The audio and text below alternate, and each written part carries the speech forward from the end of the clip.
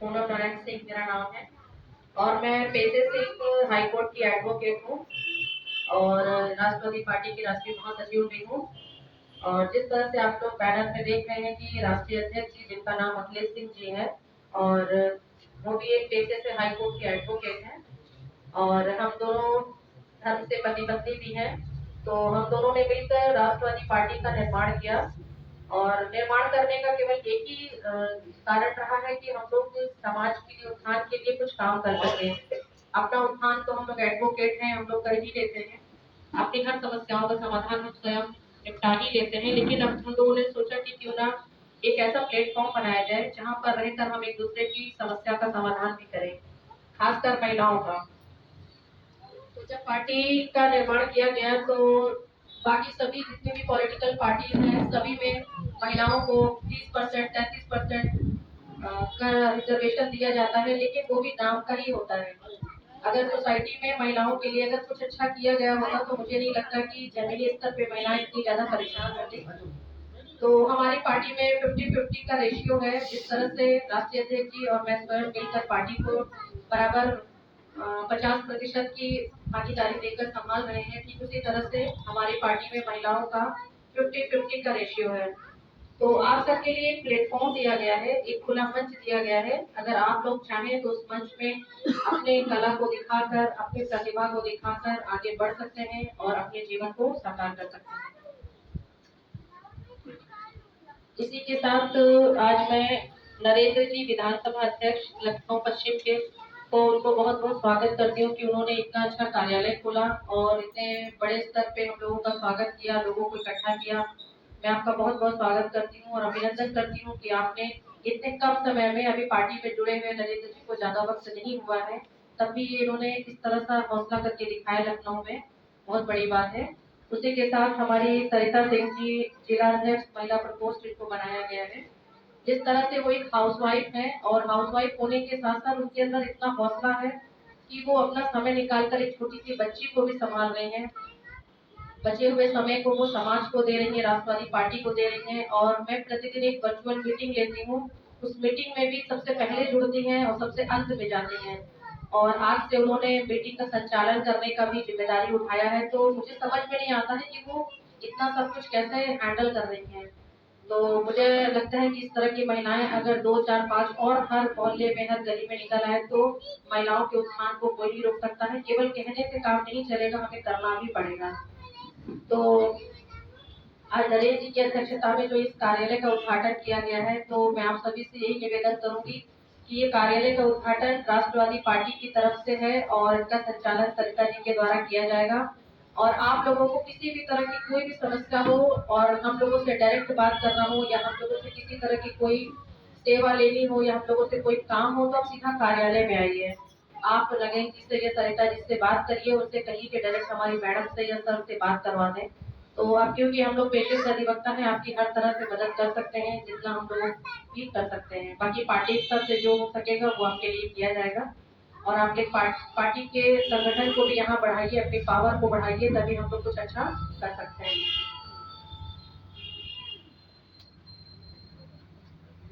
और आज मैं, सभी लोग महिला उत्थान की बात तो करते हैं पर पुरुष के उत्थान की बात कोई नहीं करता है। तो आज मैं इस मंच पे पुरुष के उत्थान की भी बात करूंगी, क्योंकि अभी जिस तरह से घटनाएं देख रहे हैं, 3 4 दिन पहले जो मेरठ की घटना हुई है, एक महिला के द्वारा एक पुरुष का मर्डर कर दिया गया है। तो जिस तरह से महिलाओं को जरूरत से ज्यादा सुविधाएं देने के साथ साथ मैं कहती हूँ कि वो उसका मिसयूज कर रही है। तो हम लोगों को ऐसा नहीं करना है और पुरुष की कोई सुनने वाला नहीं है।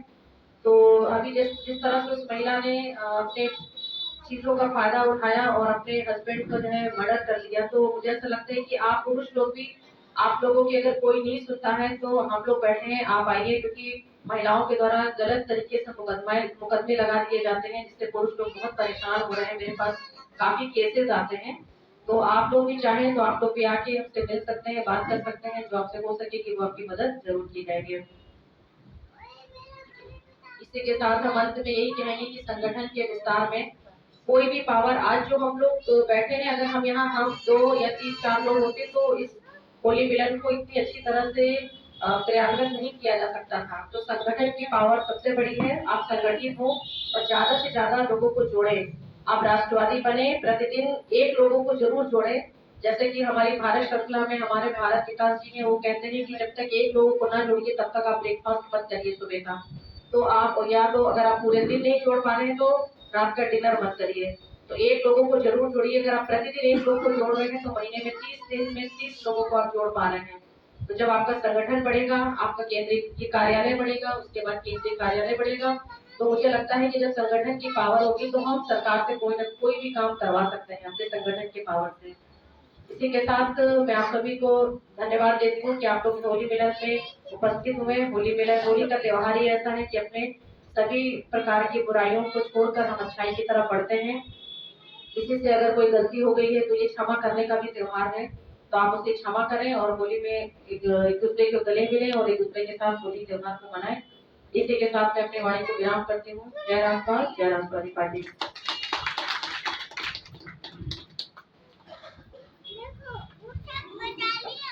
बहुत बहुत धन्यवाद मैम आपका। आपने हम सबके लिए एक प्रेरणा है और मैं ये चाहूंगी आपके साथ साथ जुड़ करके और भी महिलाएं जो अब तक अपने घर के अंदर ही इतनी सिर्फ काम काज को संभालती थी, वो भी अब एक समाज के लिए प्रेरणा को उदाहरण बने।